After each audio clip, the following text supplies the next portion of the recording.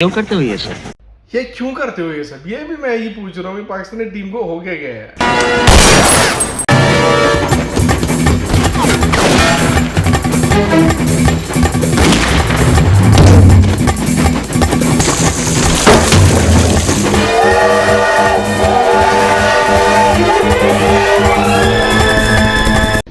अस्सलाम वालेकुम भाई। शोले लगने वाली है 9 जून को। कहाँ? न्यूयॉर्क में भाई। शोले मींस गब्बर और जय और वीरू आएंगे। और गब्बर जहां आता है वहां जय और वीरू आते हैं। मींस लगने वाली है पाकिस्तानी क्रिकेट टीम की फिर से 9 जून को। ऐसा करते क्यों है भाई? क्योंकि ऐसा इसलिए करते हैं बिकॉज अब इनको आदत हो गई है नहीं हर किसी क्रिकेट टीम से हारने की।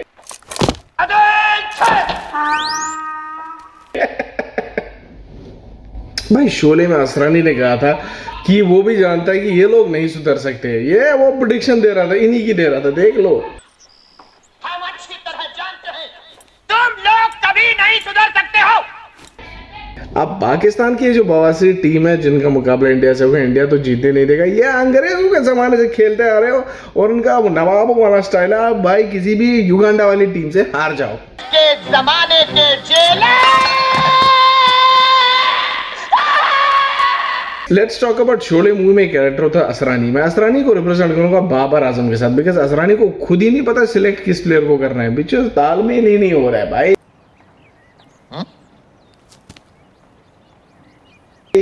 दोस्ती यारी ये भाई बिरयानी खाई जा रही है भाई। He doesn't even know. जैसे असरानी जब आता है ना उसको पता नहीं होता कौन चोर है और चल क्या रहा है। ये असरानी का हाल। Asrani is the Babar Azam. अब एक सीन बताता हूँ जहां पर पहली बार जब रामगढ़ में रेड पड़ती है तो वो फिर कालिया वालिया वापस आता है गब्बर के पास। तो गब्बर बोलता है कितना इनाम रखे हमारे सर पर। तो तेरा क्या होगा कालिया? आप समझो भाई हारिस रऊफ की वही काबिलियत है जहां पर वो कालिया बैठा होता है और उसको लगता है ये सब प्रिटेंड कर रहे होते हैं हंसने की। बच जाऊंगा। लास्ट में गब्बर उसको गोली मार देता है। यही हालत रऊफ की है।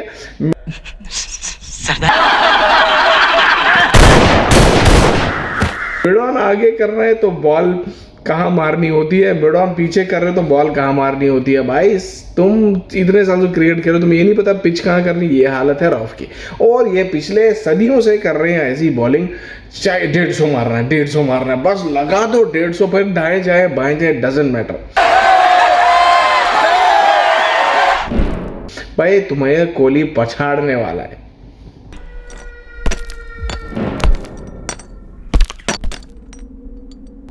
अब भाई अगर गब्बर की बात करें, मैंने गब्बर की बात करूंगा। गब्बर कौन है यहाँ पर? गब्बर मींस सपोज हम ले लेते हैं रोहित को। वो गब्बर के ताप से आपको एक ही आदमी बचा सकता है, एक ही, वो है खुद गब्बर। या तो अब अकाल पड़े, अर्थक्वेक हो, आसमान फट जाए, जमीन निकल जाए स्टेडियम को, पाकिस्तानी लोग बोलेंगे अब इधर तो चढ़ी उतरी है भाई, और कितनी बार उतारोगे।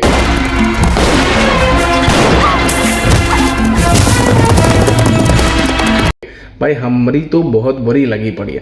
This is the reality of Pakistani cricket team. They are useless. नल्ले हैं नल्ले।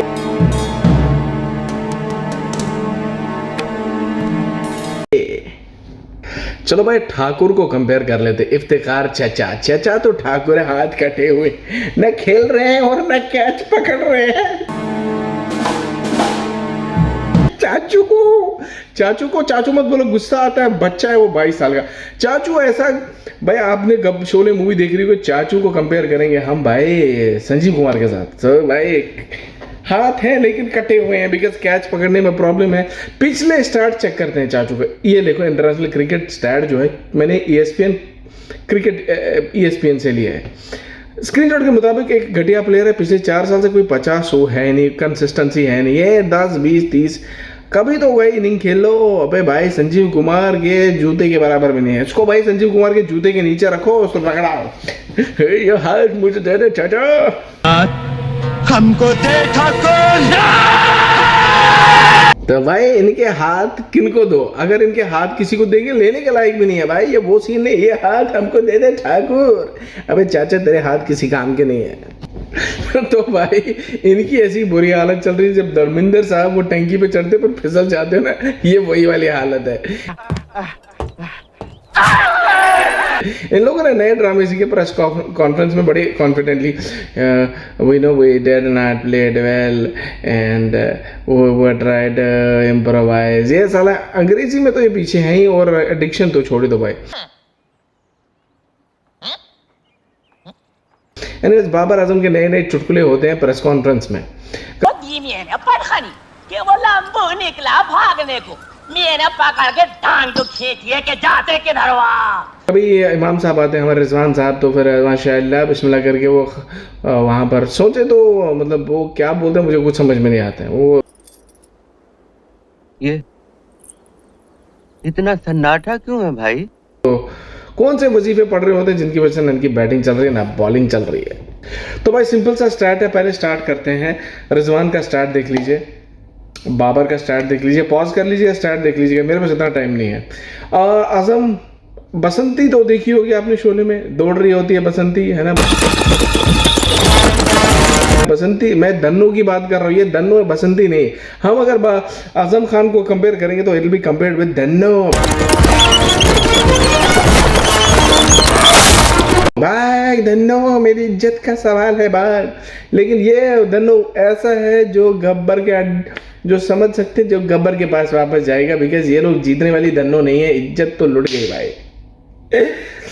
भाई इसके इतने मैचेस में 50 रन एक मारने वाला बंदा नहीं, और फजूल में मोहसिन का जो ख्वाब है वो ख्वाब के चक्कर में पाकिस्तान की लुटिया डूब रही है।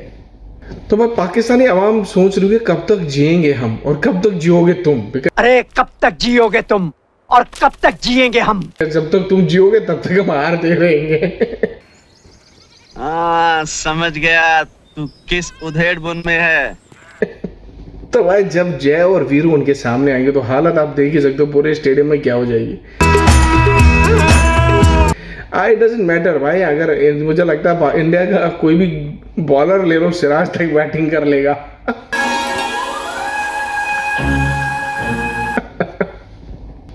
So guys, to be very honest, Pakistani cricket team is the world worst cricket team which have no. उनकी बॉलिंग की बहुत बुरी है, और जो लोग आएंगे भाई क्या बकवास कर रहा है तू, कौन सा क्रिकेट स्पॉक बन गया है, बाबर है, तुझे खुद नहीं पता क्रिकेट। मैं क्रिकेट खेलता हूँ भाई, इवन लोकल लाइट गली में क्रिकेट खेलने वाले को भी पता होता है कि बॉलिंग कहाँ करनी है, पिच कहाँ करनी, जो जनरली कुछ जिसको लीगल सेंस होते हैं। लेकिन पाकिस्तानी क्रिकेट टीम की मैनेजमेंट को सेंस ही नहीं है।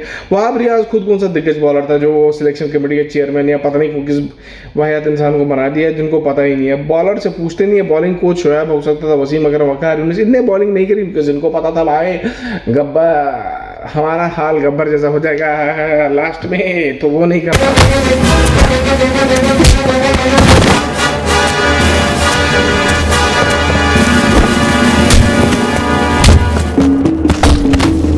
है। तो भाई और ये ख्वाब देखते हैं इनका जो पीपीएल है वो भाई बंद करो ये पीपीएल। इंडिया के साथ किस मामले में कंपेयर कर रहे हो? पहले तुम अपनी इंटरनेशनल क्रिकेट टीम सुधार लो, बाद में पीपीएल सुधार लेना। पीपीएल ओह माय गॉड, ये क्या चल रहा है? ये अलग तो हम 4 मारेंगे।